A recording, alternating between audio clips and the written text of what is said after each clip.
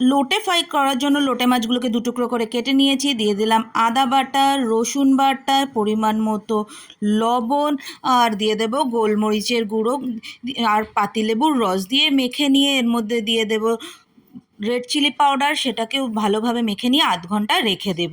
এবার একটা পাত্রে ব্যাটার তৈরির জন্য নিয়ে নিলাম বেসন, কর্নফ্লাওয়ার, রেড চিলি পাউডার, পরিমাণ মতো লবণ আর বেকিং সোডা দিয়ে এটাকে মেখে এখানে দিয়ে দেবো সামান্য পরিমাণ তেল। তেলটা ভালো করে মিশিয়ে নিয়ে অল্প জল অ্যাড করব।